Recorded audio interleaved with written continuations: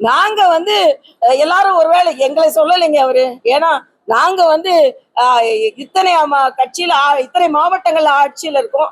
உலகத்துல உள்ள மக்கள் எல்லாம் பாரத பிரதமர் தான் எங்க பிரதமரா வரணும்னு சொல்லி கொண்டிருக்கிறாங்க. தமிழ்நாட்டுல 18% வாக்குகளை வாங்கி இருக்கிறோம். நாங்க தேர்தலில் நின்று கொண்டு இருக்கிறோம். அப்புறம் களத்துல இல்லாததுன்னா அவர் தான் சொல்றாரோ என்னமோ. என்னொன்று, மஞ்சள் நகரம் என்று நான் இதை அதான் சொன்ன, விளையாட்டா சொன்னேன். இன்று கண்டுபிடிச்சிட்டாரு. அது கருப்பு பெரியார் மஞ்சள் நகரம்னு. அந்த மஞ்சளுக்கு தனி வாரியம் போர்டு அமைச்சிருக்கிறாங்க பாரதிய ஜனதா கட்சி. என்னைக்கா நீங்க யூபி அரசாங்கத்துல நினைச்சு பாத்தீங்களா? இன்னைக்கு மஞ்சள் நகரத்துல உள்ள மஞ்சள் விவசாயிகள் அத்தனை பேரும் ஒருவர் விடாமல் பாஜகவிற்கு ஓட்டு போட வேண்டும். ஏன்னா அங்க தெலுங்கானால உள்ள ஒரு எம்பி கேட்டாருன்றதுக்காக மஞ்சள் போர்டு வாரியம் அமைக்கப்பட்டு இருக்கிறது. எந்த ஆட்சி செய்தாங்கங்க? அதனால இன்னைக்கு நீங்க பேசிக்கொண்டே போகலாம். அந்த மஞ்சள் மாநகரத்துல நின்று கொண்டு யாரையும் எங்களை விமர்சனம் செய்ய முடியாது. 10 வயசுல நடிச்சுக்கிட்டு இருக்கும் போதே உங்களுக்கு தமிழக மக்கள் மீது அவ்வளவு இணைப்பு இருந்ததுன்னா, நாங்க 25-50 வருஷமா அரசியல் இருக்கவங்களுக்கு எவ்வளவு இணைப்பு இருக்கும்? திரைப்படத்துல இணைப்பு இருந்தா நீங்க டிக்கெட் வாங்கிட்டு இணைப்பை ஏற்படுத்தினீங்க. நாங்க டிக்கெட் வாங்கிட்டு டிக்கெட் வாங்கி நின்னுதான் உங்களை இணைப்பு ஏற்படுத்தி ஜெயிக்க வைக்கிறீங்களோ தோக்க வைக்கிறீங்களோ இல்ல. அவருடைய தொடர்ந்து திமுகவுக்கும் தாவேகாவுக்கும் மட்டும்தான் போட்டி என்ற ஒரு கருத்தை வந்து அவருடைய அதாவது அவரோட திமுக எதிர்ப்பை நான் வரவேற்கிறேன். நிச்சயமா திமுக எதிர்க்கப்பட வேண்டிய கட்சி.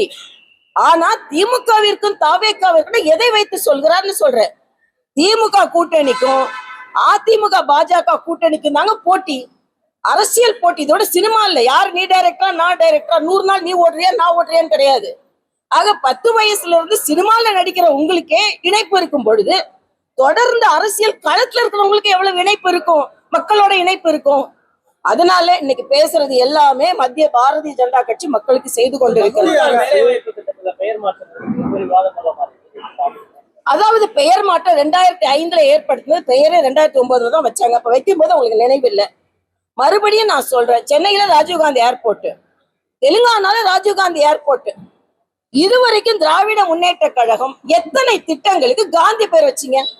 இல்ல சென்னை இவர் திருச்சி சிவா போய் சொல்றாரு கஸ்தூரிபா காந்தி ஹாஸ்பிட்டலுக்கு பேர் வச்சாங்களா? யார் வச்சா?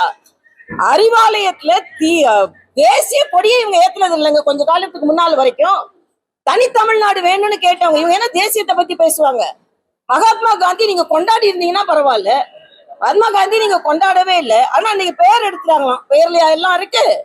இன்னைக்கு 125 நாள் அது ஆக்கப்பட்டு இருக்கு, கேரண்டி கொடுக்கப்பட்டு இருக்கிறது. நான் கேட்கிறேன், சாமானிய மக்களுக்கு ஏற்கனவே உங்களுக்கு அதிகமாக நிதி வருகிறது.